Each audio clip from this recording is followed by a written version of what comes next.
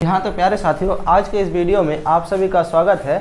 आज की इस वीडियो में हम लोग पढ़ने वाले हैं बायोलॉजी का चैप्टर नंबर 1, जिसका नाम है जैव प्रक्रम। इस चैप्टर में हमने 4 भाग बताया था: पोषण, श्वसन, परिवहन और उत्सर्जन। पोषण, श्वसन, परिवहन और उत्सर्जन, ठीक है। तो इस चैप्टर से हमने जो पोषण है, पोषण वाला भाग हम लोग इसका थ्योरी पढ़ा के ख़त्म कर दिए थे। और आज के इस वीडियो हम लोग पढ़ेंगे उस चैप्टर से संबंधित जितने भी सब्जेक्टिव प्रश्न बनेंगे, चाहे 2 नंबर का हो चाहे 5 नंबर का हो, आज उन सारे क्वेश्चन को हम लोग हल करेंगे और क्वेश्चन आंसर क्या है उसको हम लोग पढ़ेंगे, ठीक है। तो आज का वीडियो हम लोग शुरू करते हैं। अगर आप चैनल पर नए हैं तो चैनल को सब्सक्राइब कर दीजिएगा और वीडियो को शेयर कर दीजिएगा और वीडियो में कमेंट कर दीजिएगा, ठीक है। तो आज का हमारा पहला प्रश्न है कि सजीव के मुख्य 4 लक्षणों को लिखे। देखिए क्वेश्चन क्या कर रहा है कि सजीव के जो मुख्य 4 लक्षणों को लिखे, मतलब सजीव क्या है, सजीव होने के लिए क्या क्या लक्षण उसका होना चाहिए। हमने पहला वीडियो उसको बनाया था तो उसमें बताया था कि सजीव क्या है, निर्जीव क्या है। सजीव वो है जो गति करते हैं तथा जिसमें जीवन है तथा जिसकी जो है मृत्यु और जन्म निश्चित होती है, ठीक है।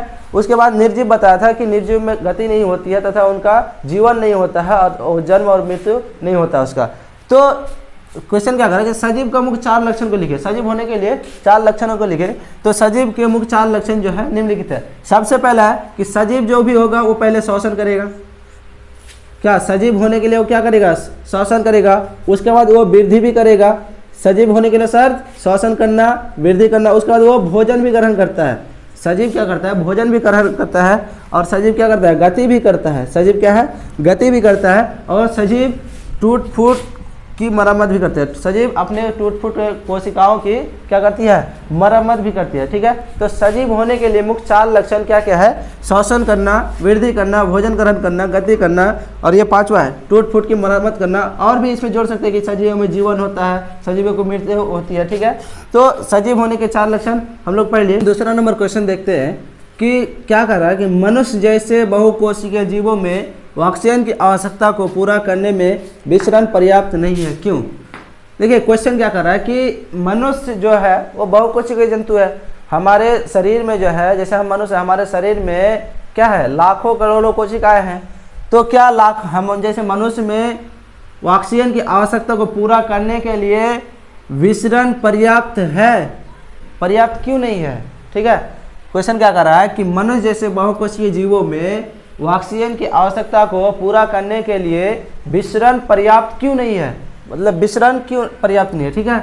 तो इसका आंसर क्या होगा? देखिए विसरण होता क्या है, जैसे मान लीजिए एक कोशिकीय जीव है, कोई एक कोशिकीय है, तो विसरण द्वारा जब ऑक्सीजन वायुमंडल से क्या लेगा? ऑक्सीजन लेगा। तो विसरण द्वारा ऑक्सीजन डायरेक्ट को क्या लेगा? डायरेक्ट को कोशिका के अंदर लेगा। तो हमारे शरीर में लाखों करोड़ों कोशिकाएं हैं, ठीक। तो क्या होगा कि विसरण की जो प्रक्रिया होती है वो हमारे जैसे त्वचा में ये सब में क्या हो सकती है? विसरण द्वारा ऑक्सीजन की आपूर्ति हो सकती है, क्योंकि ये वातावरण के संपर्क में रहती है। लेकिन हमको क्या चाहिए? हमारे शरीर के अंदर जितने भी कोशिकाएं सब में क्या चाहिए? ऑक्सीजन की मात्रा चाहिए। तो क्या होगा आंसर कि मनुष्य जैसे बहुकोशिकीय जीवों का शरीर विशाल और क्या होता है? जटिल होता है। उनके शरीर की सभी कोशिकाएं वातावरण के संपर्क में नहीं रहती है। मतलब मनुष्य के शरीर की सभी कोशिकाएं क्या होती है? वातावरण के संपर्क में नहीं रहती है। विसरण वातावरण के संपर्क में रहने वाली कुछ ही कोशिकाओं में हो सकता है। यही कारण है कि विसरण द्वारा मनुष्य जैसे बहुकोशिकीय जीवों में पर्याप्त मात्रा में ऑक्सीजन की आपूर्ति संभव नहीं है। देखिए विसरण द्वारा जो ऑक्सीजन की आपूर्ति होगा हमारे शरीर में, तो क्या किस में हो सकता है? वो एक कोशिकीय जीवों में हो सकता है, केवल एक कोशिकीय जीवों में हो सकता है, ठीक है। एक कोशिकीय जीवों में हो सकता है, संभव है। लेकिन हमारा शरीर जो है वो क्या है? बहुकोशिकीय है। तो हमारे शरीर के अंदर भी बहुत सारे कोशिका है। ऐसा नहीं कि सिर्फ ये हाथ के जो ऊपर दिख रहा है वही सब कोशिका है, हमारे शरीर के अंदर भी बहुत सारी कोशिका है। तो विसरण द्वारा ऑक्सीजन की आपूर्ति क्या होगी कि वातावरण में रहने वाली कुछ ही कोशिकाओं में हो सकती है। बाद में कि जो है जो शरीर के अंदर कोशिका है इनसे क्या हो सकती है? विसरण द्वारा ऑक्सीजन की आपूर्ति संभव नहीं है। इसलिए मनुष्य जैसे बहुकोशिकीय जंतु में विसरण द्वारा ऑक्सीजन की आवश्यकता पर्याप्त नहीं है, ठीक है। चलिए इसको इससे ये क्वेश्चन आप लोग को समझ में आ गया होगा। उसके बाद अब क्वेश्चन नंबर 3 देखते हैं कि क्या कर रहा है। कोशिका के किन्हीं 4 कोशिकाओं का नाम लिखे। देखिए हमारे शरीर में जो कोशिका पाई जाती है या पेड़ पौधे में जो कोशिका पाई जाती है, इनमें से कोशिका के 4 कोशिका अंग का नाम लिखे, ठीक है। तो 4 कोशिका अंग का नाम क्या हो गया? जैसे बहुत सारे कोशिका का अंग है, माइटोकॉन्ड्रिया, गोल्गी का, सेंट्रोसोम, लाइसोसोम, ठीक है, ये सब क्या है कोशिका अंग के नाम है। तो किन्हीं 4 कोशिका अंग के नाम को लिखने बोला है, ठीक है। तो सबसे पहले है माइटोकॉन्ड्रिया। देखिए क्वेश्चन आता है कि कोशिका का पावर हाउस किसे कहा जाता है? कोशिका का पावर हाउस किसको कहा जाता है? माइटोकॉन्ड्रिया। यही हमारे शरीर में क्या करता है? ऊर्जा का निर्माण करती है। उसके बाद हो गया केंद्रक, उसके बाद क्या लाइसोसोम, उसके बाद क्या है सेंट्रोसोम। ये सभी क्या है? ये सभी कोशिका अंग के नाम है। कोशिका में बहुत सारे अंग होते हैं, किन्हीं 4 कोशिका अंग का नाम लिखने बोला है, तो हमने लिख दिया माइटोकॉन्ड्रिया, केंद्रक, लाइसोसोम और सेंट्रोसोम, ठीक है। आप लोग को ये समझ में आ गया होगा। अब हम देखते हैं क्वेश्चन नंबर 4, ठीक है। क्वेश्चन नंबर 4 में क्या कर रहा है कि हमारे आमाशय में अम्ल की क्या भूमिका है? हमारे आमाशय में जो है अम्ल की क्या भूमिका है, ठीक है। तो हमारे आमाशय, आमाशय मतलब पेट। देखिए हमने पिछले वीडियो में पढ़ाया था कि ये है गरास नली, उसके बाद गरास नली के बाद भोजन कहाँ था? भोजन आता है आमाशय में। भोजन कहाँ था? आमाशय में। आमाशय के 3 भाग होते हैं, कार्डियक, फंडिक और पाइलोरिक, ठीक है। तो इन तीनों भागों में जो पहला भाग है इसमें से क्या होता है? HCl एसिड का क्या होता है? स्राव होता है। और उसके बाद तीसरे भाग में पाइलोरिक में क्या होता है? जठर रस का स्राव होता है। जठर रस का स्राव होता है, ठीक है। तो हमारे आमाशय में अम्ल की क्या भूमिका? ये जो HCl एसिड का स्राव होता है इसका क्या क्या भूमिका है, ठीक है। तो क्या क्या भूमिका देखते हैं कि हमारे आमाशय में HCl एसिड का स्राव होता है, जो भोजन को क्या करता है? अम्लीय बनाता है। भोजन में मिलकर क्या करता है? वो भोजन को अम्लीय बनाता है, ताकि जठर रस में पाए जाने वाले एंजाइम भोजन को क्या कर सके? पचा सके। देखिए यहाँ पे जैसे भोजन आया, भोजन आने के बाद क्या? HCl एसिड मिला। HCl एसिड मिलने के बाद भोजन क्या हो गया? अम्लीय हो गया। और भोजन जब अम्लीय हो गया तो यहाँ जब आएगा कार्डियक, फंडिक, पाइलोरिक में जब आएगा तो क्या हो जाएगा? जठर ग्रंथि से जठर रस का क्या होगा? स्राव होगा, ठीक है। तो जठर रस का स्राव होगा, और जठर रस का स्राव अच्छी तरीके से कब काम करेगा? जब वो भोजन अम्लीय होगा। भोजन अम्लीय कब होगा? जब HCl एसिड का स्राव होकर भोजन में मिलेगा। तो यहाँ पे भोजन अम्लीय हो गया, उसके बाद क्या हो गया? जठर रस मिलके भोजन, जठर रस में जो एंजाइम पाए जाते हैं वो क्या करते हैं? भोजन को अच्छी तरीके से पचाने में सक्षम होते हैं। और HCl एसिड भोजन में उपस्थित क्या होते हैं? बहुत से रोगाणु को नष्ट करने में भी क्या होते हैं? सहायक होते हैं। बहुत से रोगाणु मतलब भोजन में वैसे कारक जो रोग उत्पन्न करने वाला होता है, ठीक है, उसको भी नष्ट करने में क्या होता है? HCl एसिड बहुत ही सहायक होते हैं, ठीक है। 5 देखते हैं कि क्या है कि पाचक एंजाइम के क्या कार्य हैं। मतलब पाचक एंजाइम वैसे एंजाइम जो भोजन को पचाता है, ठीक है। हमारे शरीर से क्या होता है? एंजाइम का स्राव होता है, जो क्या करती है? भोजन को क्या करता है? पचाने का कार्य करती है। देखिए पाचक एंजाइम क्या करता है? जटिल भोजन को सरल, सूक्ष्म तथा लाभदायक पदार्थ में बदलने का काम करता है, ठीक है। भोजन को क्या करता है? वो सरल करता है, उसके बाद क्या करता है? छोटा करता है, उसके बाद क्या लाभदायक पदार्थ में बदल देता है। इस प्रकार से सरल पदार्थ छोटे आंत द्वारा अवशोषित कर लेते हैं। देखिए एंजाइम क्या करते हैं?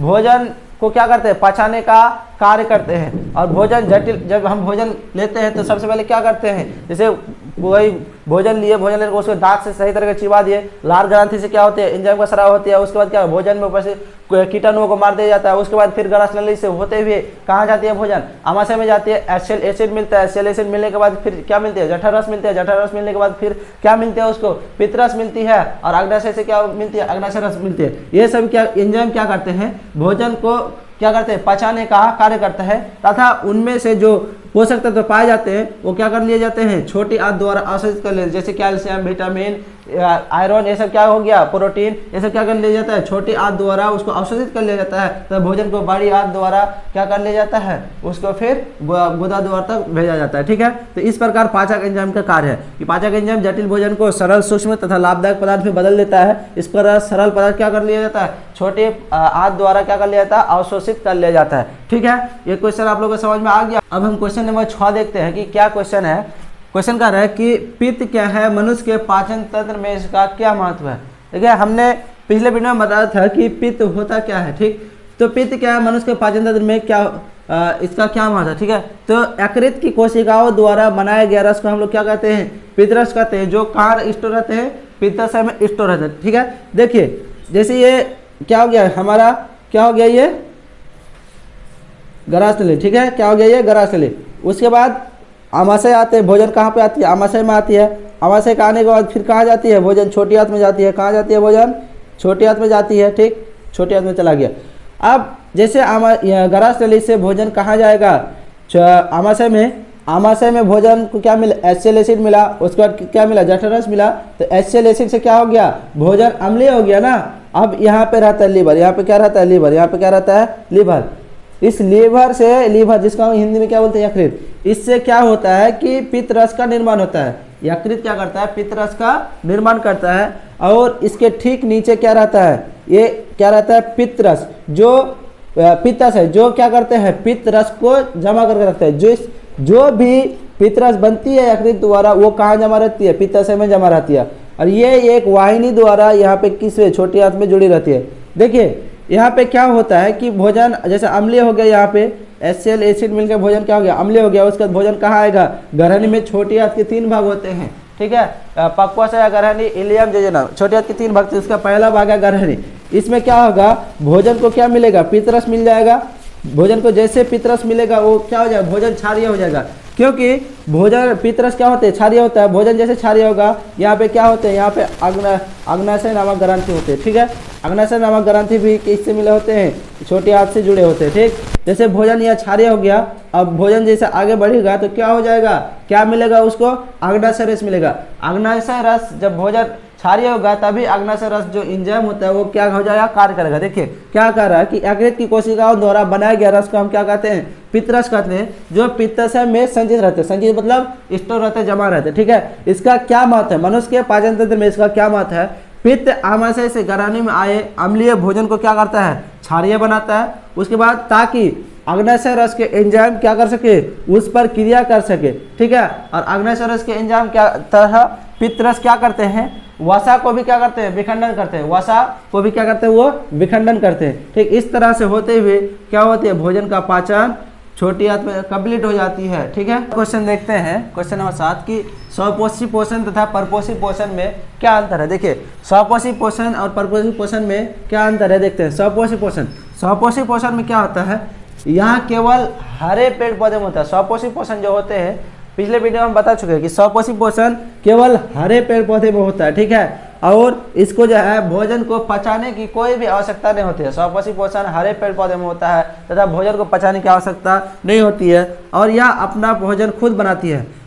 स्वपोषी पोषण करने वाले जीव जो होते हैं यह अपना भोजन क्या करते हैं, खुद बनाती है। और परपोषी पोषण हरा पौधे, पेड़ पौधे को छोड़ के जितने भी जीव, जैसे मनुष्य हो गया, जंतु हो गया, ऐसे जितने भी जीव है उसमें कौन सा पोषण होगा, परपोषी पोषण होगा। और इसमें भोजन को पचाने की क्या होती है, आवश्यकता होती है। परपोषी पोषण में भोजन को पचाने की आवश्यकता होती है तथा परपोषी जीव क्या करते हैं, अपना भोजन स्वयं नहीं बनाते हैं, ये दूसरे पर क्या करते हैं, निर्भर रहते हैं। जबकि स्वपोषी पोषण करने वाले जीव क्या करते हैं, वो अपना भोजन खुद बनाती है, ठीक है, और भोजन को पचाने की आवश्यकता नहीं होती है।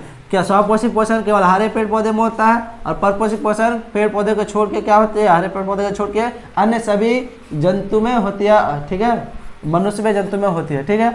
ये क्वेश्चन आप लोगों को समझ में आ गया होगा। इसके बाद और एक लास्ट क्वेश्चन है, ठीक है। लास्ट क्वेश्चन को हम लोग देखते हैं। अब हम अगला क्वेश्चन देखते हैं कि क्वेश्चन क्या है, प्रकाश संश्लेषण क्या है, इसकी रासायनिक अभिक्रिया को लिखे। देखिए पिछला वीडियो में हमने बता दें कि प्रकाश संश्लेषण होता है क्या, प्रकाश कहाँ होता है। प्रकाश संश्लेषण केवल किस में होता है, पेड़ पौधे में होता है। यह एक प्रक्रिया है जिसके द्वारा पेड़ पौधे क्या करते हैं, भोजन करते हैं, अपना भोजन करते हैं, ठीक है। तो वैसी प्रक्रिया जिसमें पेड़ पौधे द्वारा CO2, H2O तथा हरित लोहा के माध्यम से सूर्य की प्रकाश की उपस्थिति में ऊर्जा के रूप में क्या करता है, ग्लूकोज का संश्लेषण करना प्रकाश संश्लेषण कहलाता है। देखिए प्रकाश संश्लेषण एक प्रक्रिया है जिससे क्या करते हैं, पेड़ पौधे अपना भोजन का निर्माण करते हैं। देखिए कैसे निर्माण करते हैं, इसको रासायनिक अभिक्रिया के द्वारा देखते हैं। जैसे वायुमंडल से क्या लिया, 6 अणु कार्बन डाइऑक्साइड। कार्बन डाइऑक्साइड का 6 भाग कहाँ से लिया, वायुमंडल से, ठीक है। कहाँ से लिया, वायुमंडल से। उसके बाद 6 अणु जल, 6 अणु क्या लिया, जल। कहाँ से लिया, 6 अणु जल कहाँ से लेगा, वो अपने जड़ से लेगा, ठीक है। 6 अणु जल कहाँ से लेगा, जड़ से लेगा, ठीक। उसके बाद क्लोरोफिल की उपस्थिति में, क्लोरोफिल के माध्यम से, जैसे पेड़ पौधे में पत्तियों में क्या पाया जाता है, क्लोरोफिल। क्लोरोफिल के कारण क्या होता है, पेड़ पौधे के पत्तियों का रंग क्या होता है, हरा होती है। क्या लिया, 6 अणु वायुमंडल से कार्बन डाइऑक्साइड, 6 अणु जल कहाँ से लिया, अपने जड़ से, मिट्टी से लिया। उसके बाद क्लोरोफिल के माध्यम से जब सूर्य का प्रकाश पड़ेगा, ठीक है, तो क्या बनाएगी, एक अणु क्या बनाएगी, ग्लूकोज का एक भाग बनाएगी, ठीक है, ग्लूकोज का एक भाग बनाएगी तथा 6 भाग किसका बनाएगा, ऑक्सीजन का बनाएगा।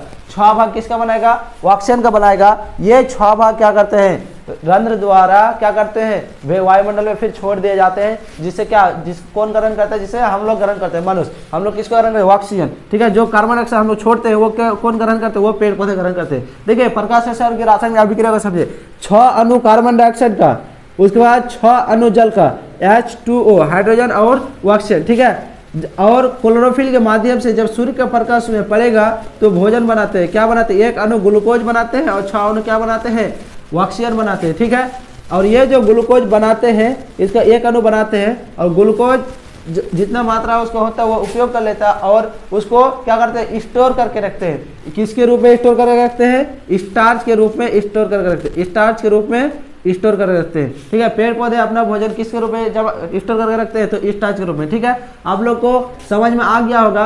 अगर और ये जो है इस चैप्टर का जो पोषण वाला भाग था, इसका लास्ट क्वेश्चन है, और जितने भी सब्जेक्टिव क्वेश्चन बनते थे जो बोर्ड एग्जाम के लिए महत्वपूर्ण होने वाले थे, उनको हमने पढ़ा दिया, जो 2025 के एग्जाम के लिए बहुत ही इंपॉर्टेंट होगा। ठीक है, बहुत ही इंपॉर्टेंट होगा। आशा करते हैं आपको ये वीडियो बहुत ही पसंद आई होगी। अगर वीडियो को आप क्या कीजिए, शेयर कर दीजिए, और चैनल को क्या कर दीजिए, सब्सक्राइब कर दीजिए। ठीक है।